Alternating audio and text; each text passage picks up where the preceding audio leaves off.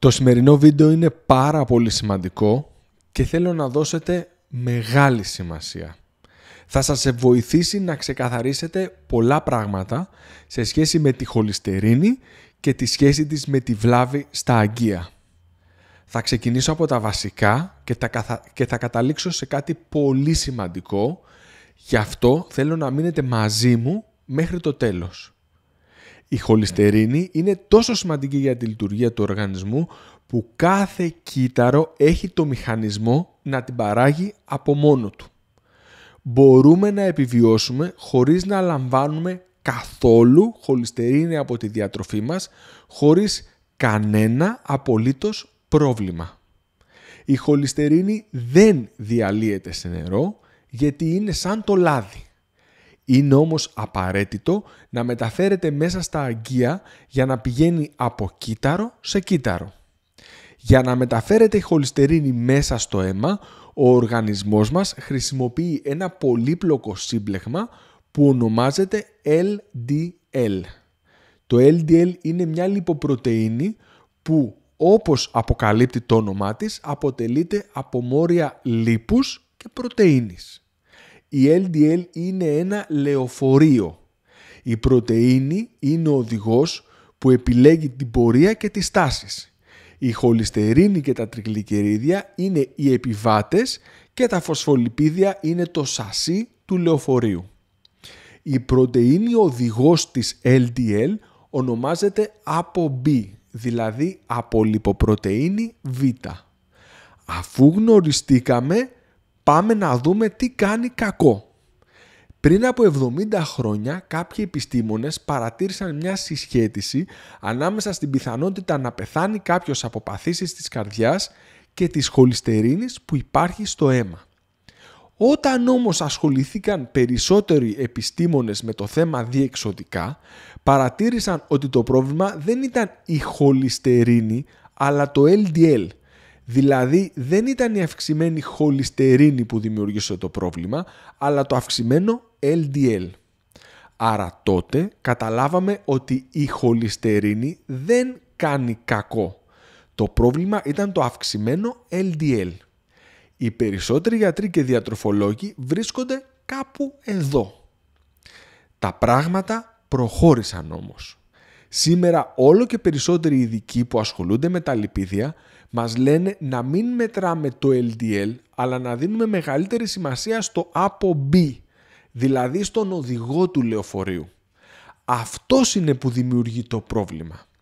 Γιατί εκτός από το LDL, το ApoB είναι ο οδηγός και σε άλλες λιποπρωτεΐνες που έχουμε παρατηρήσει ότι όταν είναι αυξημένες βουλώνουν τα αγκία της καρδιάς.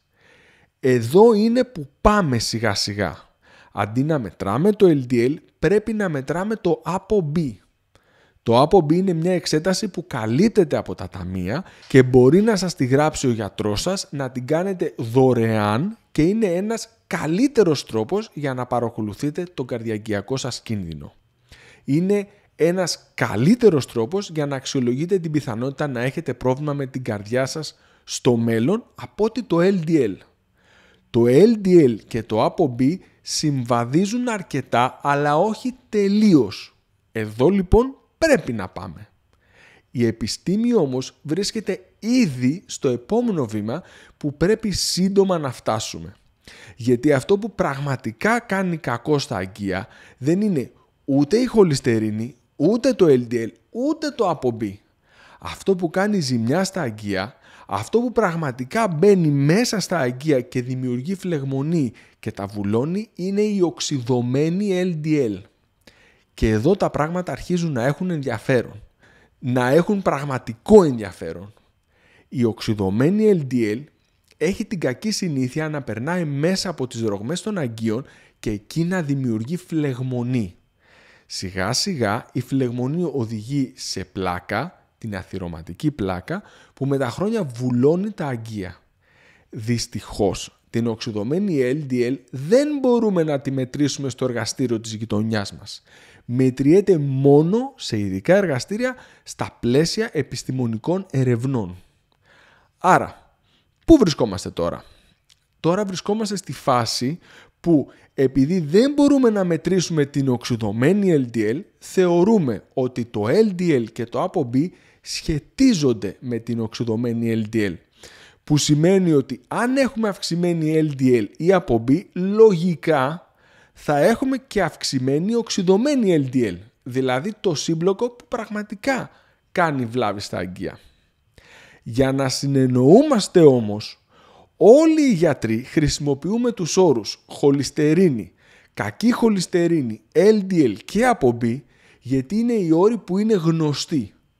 Και εγώ στα βίντεο μου, όποτε λέω χολυστερίνη, LDL και ApoB, στην πραγματικότητα εννοώ οξυδωμένη LDL. Τώρα που έχετε τους όρους ξεκάθαρους στο μυαλό σας, στα επόμενα βίντεο θα μιλήσω εκτεταμένα για αλλαγές στη διατροφή που μπορείτε να κάνετε έτσι ώστε να μειώσετε την οξυδωμένη LDL. Μέχρι τότε δείτε το βίντεο που εμφανίζεται αυτή τη στιγμή στα δεξιά μου που λέω ποιες τροφές μειώνουν τη χολυστερίνη εννοώντας ποιες τροφές μειώνουν την οξυδωμένη LDL. Αν θέλετε να με βοηθήσετε σε αυτό που κάνω, μπορείτε να πατήσετε μου αρέσει σε αυτό το βίντεο και να το μοιραστείτε με ανθρώπους που θα το βρουν ενδιαφέρον. Σας ευχαριστώ πολύ.